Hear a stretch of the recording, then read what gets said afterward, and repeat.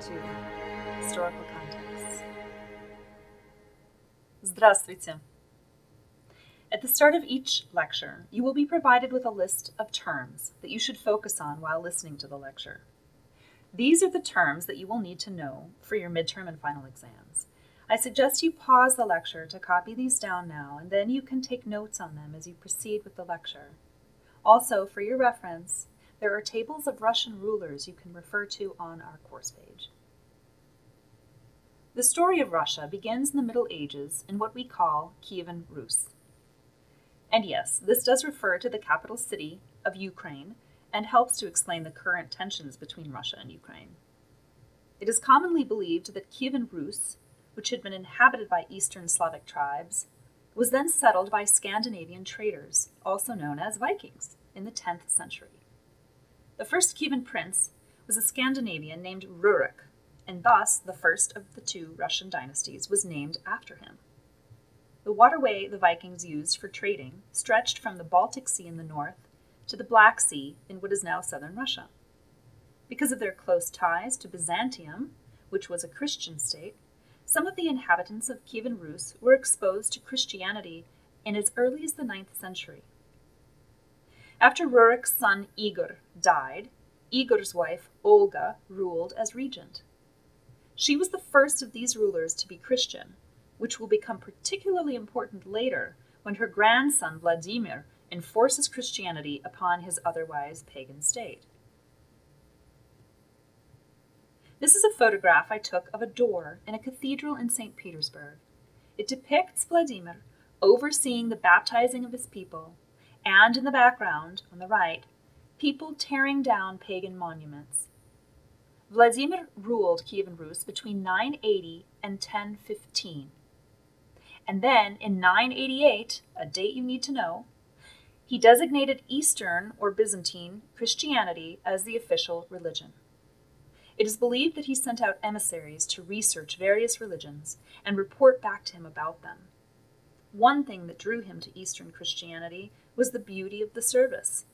The fact that his grandmother Olga had been Christian also figured into his choice of religion and gave it weight. Both Olga and Vladimir were canonized, and so now are known as Saint Olga and Saint Vladimir. Their stories, and most of what we know about this period of history, can be found in what is called the Primary Chronicle, which was likely written by monks in the Kiev Crypt Monastery, following the tradition of Byzantine historical writing. This is a photo of the church as it stands today. Below ground is a labyrinth of caves and catacombs, where much of what we know about medieval Russian history was written. The Primary Chronicle mostly tells of the wars against outside invaders and of the domestic battles for the throne, and always through a highly religious tone.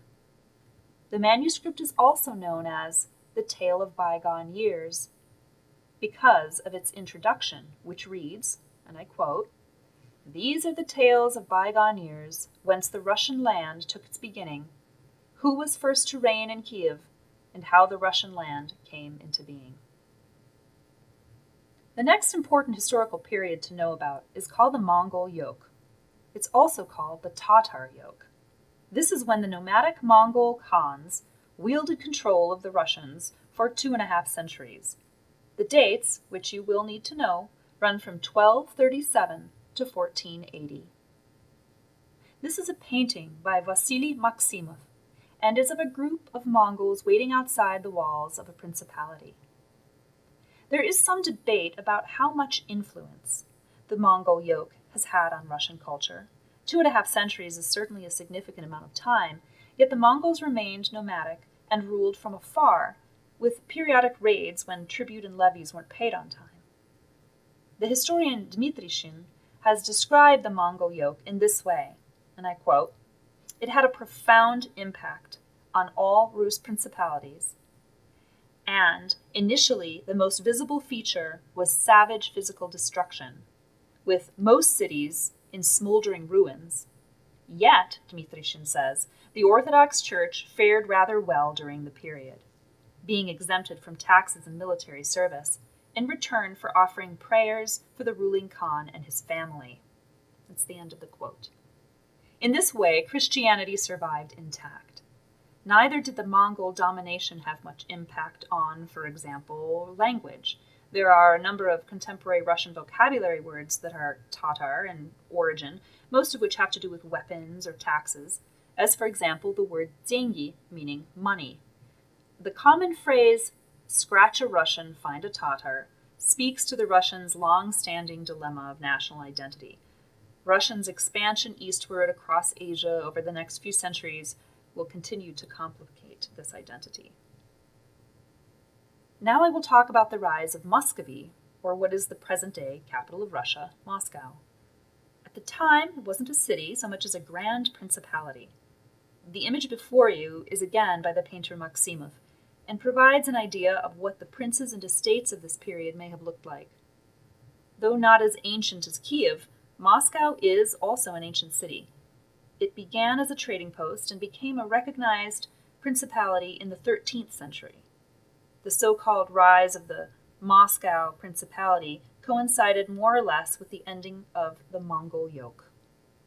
The Muscovite princes learned to appease the Mongol Khans and were able to rule and even expand with relative freedom. About a century into the Mongol yoke, in 1326, a significant event occurred that led to Moscow's increased importance. The metropolitan of the Russian Orthodox Church was moved to Moscow. Then, in 1380, a prince of Moscow defeated the Mongols at a famous battle, and while the Mongols would rule for an entire another century after this battle gave the people of Rus hope.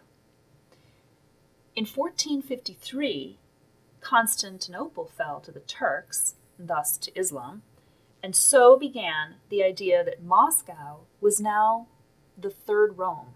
In other words, the center of Christianity inherited from Constantinople, which had inherited it from Rome. The next important event that supported this mythologizing of Moscow was that the Grand Prince of Moscow, Ivan II at this point, or Ivan II in Russian, married into the family of the last Byzantine emperor. Finally, in the year 1480, which marks the official end of the Mongol yoke, under the leadership of Muscovite Prince Ivan III, the Russians defeated the Mongols in a symbolic battle. By 1520, the only other remaining principality had become part of Muscovy.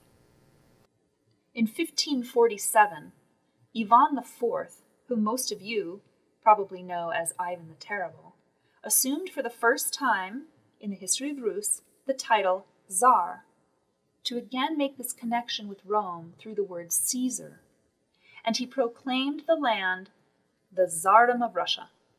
And with Tsar Ivan IV, or Ivan IV, ends the Rurik dynasty. How all of that comes about will be the topic of a future lecture. Спасибо за ваше внимание. Thank you for your attention.